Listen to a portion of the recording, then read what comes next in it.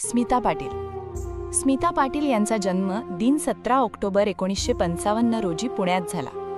प्रसिद्ध राजकारणी शिवाजीराव पाटील आणि विद्या पाटील यांची त्या सुकन्या. स्मिता यांनी पुण्यातील रेणुका स्वरूप मेमोरियल माध्यमिक शाळेतून शिक्षण घेतले. नंतर बॉम्बे युनिव्हर्सिटीमध्ये साहित्याचा अभ्यास केला. त्या पुण्यातील स्थानिक थिएटर ग्रुप्समध्ये देखील सहभागी असायच्या आणि त्यांनी बराचसा काळ film and television institute of इंडियाच्या कॅम्पसमध्ये घालवला होता. शालेय जीवनात सडसडीत ॲथलीट बांध्याच्या स्मिता स्पोर्ट्समध्येही अव्वल होत्या. स्मिताचे महाविद्यालयीन शिक्षण मुंबईत झाले. पुण्याच्या फिल्म अँड टेलिव्हिजन इन्स्टिट्यूटची विद्यार्थिनी असलेल्या स्मिता यांनी थोड्या काळासाठी दूरदर्शनवर वृत्तनिवेदिकेची नोकरी केली.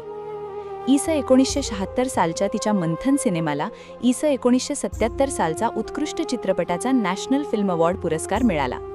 त्यांच्या अभिनय कौशल्याची नोंद घेतल्याशिवाय बॉलिवूडचा इतिहास पुढे जाऊच शकत नाही. मंथन, भूमिका, आक्रोश, चक्र ही तिच्या अभिनय क्षमतेची चुणूक दाखवणारे चित्रपट.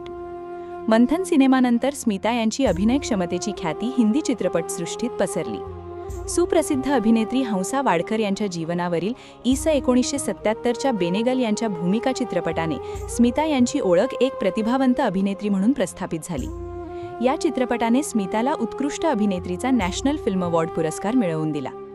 जयत रे जयतसाठी महाराष्ट्र राज्य चित्रपट महोत्सवात सर्वोत्कृष्ट अभिनेत्रीचा पुरस्कार, भूमिका आणि चक्र या चित्रपटातील अभिनयासाठी राष्ट्रीय पुरस्कार, याखेरीज राष्ट्रीय एकता पुरस्कार, आशीर्वाद अवॉर्ड, जायंट्स अवॉर्ड असे स्मिता पाटील यांनी असंख्य पुरस्कार पटकावले. त्यांच्या करिअरमध्ये त्यांना 2 नॅशनल फिल्म अवॉर्ड आणि 1 फिल्मफेअर अवॉर्डचा सन्मान मिळाला. 1985 मध्ये स्मिता यांना पद्मश्रीने गौरवण्यात आले. त्यांच्या असामान्य टॅलेंटची दखल फ्रेंच सिनेमाने सुद्धा घेतली. इ.स. 1984 साली ला रोशेल फेस्टिवलमध्ये त्यांचा गौरव करण्यात आला. मॉन्ट्रियल येथील आंतरराष्ट्रीय चित्रपट महोत्सवात परीक्षक म्हणून काम करण्याचा बहुमान स्मिता यांना मिळाला. 1985 साली नैरोबी येथे झालेल्या जागतिक महिला परिषदेसाठी भारताचं प्रतिनिधित्व करण्याची संधी स्मिता यांना मिळाली. स्मिता यांनी आपल्या कर्तृत्वाने जगभरातील अनेक आंतरराष्ट्रीय चित्रपट महोत्सवात उपस्थिती अनुभवली. एका तरुण अभिनेत्रीसाठी ही मोठीच पोचपावती होती. जब्बार पटेल दिग्दर्शित उंबरठा हा चित्रपटाचा उल्लेख केल्याशिवाय तिची कारकीर्द पूर्णपणे व्यक्त होणार नाही. हाच चित्रपट हिंदीत सुभ या नावाने निर्माण झाला. अनेक मराठी चित्रपट तिने आपल्या समर्थ भूमिकांनी गाजवले. सामना, जयत रे जयत ही काही ठळक उदाहरणं. जयत रे जयत तर केवळ अविस्मरणीय. चरणदास चोर, सामना, निशांत, मंथन, जयत रे जयत, भूमिका, सर्वसाक्षी, गमन, आक्रोश, चक्र, निमक हलाल, शक्ती, अर्थ, उंबरठा, मंडी, अर्धसत्य, मेरे साथ चल या चित्रपटांत स्मिता पाटील यांनी उल्लेखनीय काम केले आहे.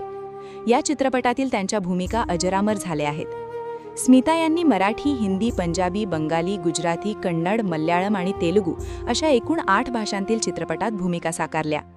स्मिता पाटील यांच्या मसालेदार चित्रपटात बदले की आग, भीगी पलके, चटपटी, दर्द का रिश्ता, घुंघरू, हाडसा, कयामत, आज की आवाज, आनंद और आनंद, पेट प्यार और प्यास, जवाब, गुलामी, मेरा घर मेरे बच्चे, वारिस इत्यादी चित्रपटात भूमिका साकारल्या.